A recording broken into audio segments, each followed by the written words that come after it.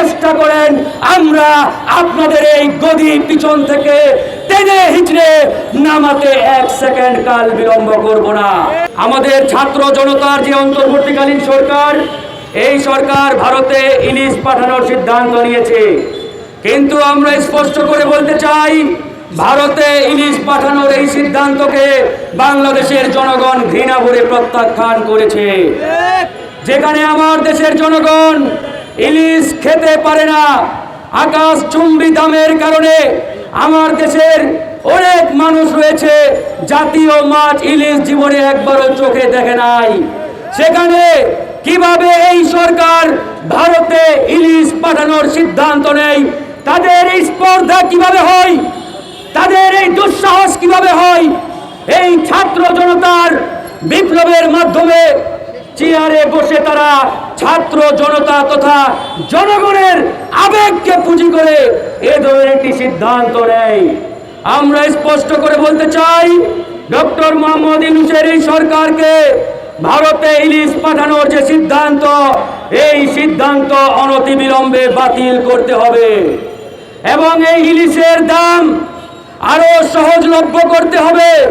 KG যাতে 5 থেকে 700 টাকার মধ্যে হয় এবং আমার দেশের আপামর জনগণ যাতে ইলিশ ক্রয় করে খেতে পারে, সেটা এই সরকারকে নিশ্চিত করতে হবে।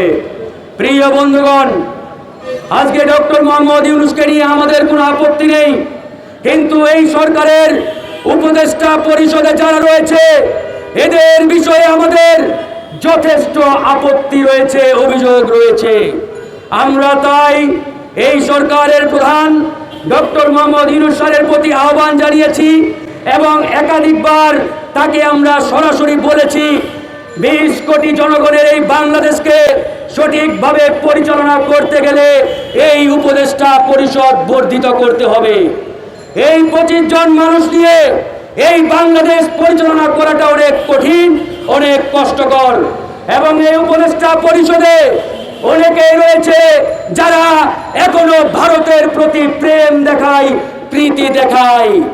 আমরা সে সকল উপদেষ্টাকে বলতে চাই এই বাংলাদেশে এই শহীদদের রক্তের উপরে দাঁড়িয়ে কেউ যদি ভারতের প্রতি প্রীতি কিংবা প্রেম দেখানোর চেষ্টা করেন, আমরা আপনাদের এই গদি পিছন থেকে টেনে হিচড়ে নামাতে 1 সেকেন্ড কাল বিলম্ব করব না। কিছুদিন আগে আসিফ নজরুল সাহেব আওয়ামী লীগকে বাংলাদেশের ইতিহাস ঐতিহ্যের দল হিসেবে ঘোষণা দিয়েছিলেন। আরেক উপদেষ্টা আওয়ামী লীগকে বাংলাদেশে পুনঃপ্রতিষ্ঠা করার জন্য উঠে পড়ে লেগেছিলেন। আমরা তাদেরকে বলতে চাই, যদি এতই আওয়ামী প্রেম থাকে তাহলে ওই হাসিনার শ্বশুর বাড়ি দিল্লি থেকে এই প্রেম দেখান। বাংলাদেশের মাটিতে বসে ভারতের প্রতি দরদ প্রেম দেখানোর কোনো সুযোগ নেই। প্রিয় বন্ধুগণ, ইতিমধ্যেই দেখেছেন আমাদের সরকার প্রধান আমেরিকায় গেছেন। আমেরিকায় গিয়ে সেখানে একটা হুলস্থুল কাণ্ড ঘটিয়ে দিয়েছে। কে কার আগে ডক্টর মোহাম্মদ ইউনূসকে শুভেচ্ছা জানাবে, হাত মিলাবে, কদমমুচি করবে, সেটা নিয়ে একটা হুলস্থুল কাণ্ড। এই কাণ্ড দেখে আমাদের পাশের দেশের প্রধানমন্ত্রী নরেন্দ্র মোদী বড় ধরনের একটা বেকায়দায় পড়েছেন, চিপাই পড়েছেন। কারণ হাসিনা মোদীকে বলেছিল ইউনূস সাহেবের সাথে বৈঠক করবেন না, আর এই মোদী হাসিনার কথা শুনে না ইউনূস সাহেবের সাথে বৈঠক বাতিল করেছেন। এখন মোদী চেষ্টা করছেন ইউনূস সাহেব যদি একটা স্লট দেয় তাহলে একটা বৈঠক করার জন্য চেষ্টা করবে।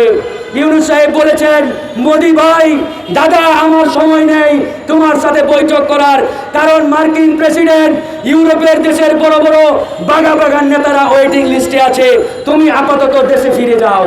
এই হচ্ছে অবস্থা। কিন্তু বন্ধুগণ, ইউনূস সাহেবকে মনে রাখতে হবে তার পাশে যে সকল উপদেষ্টা রয়েছে এরা শতভাগ আনফিট, এরা অজ্ঞ, এরা বাংলাদেশ পরিচালনায় টোটালি ব্যর্থতার পরিচয় দিয়েছে। তাই আমরা বলতে চাই রাজনৈতিকভাবে অভিজ্ঞ আরো 25 জন মানুষ নিয়ে এই উপদেষ্টা পরিষদকে 50 সদস্যে উন্নীত করতে হবে। আমরা যারা দীর্ঘদিন ফ্যাসিবাদ বিরোধী লড়াই করেছি, এই ফ্যাসিবাদের সময়ে নির্যাতিত হয়েছি, নিপীড়িত হয়েছি, আমাদের মধ্য থেকে আরো 25 জন মানুষ দিয়ে এই উপদেষ্টা পরিষদ বর্ধিত করার জোর দাবি জানাচ্ছি।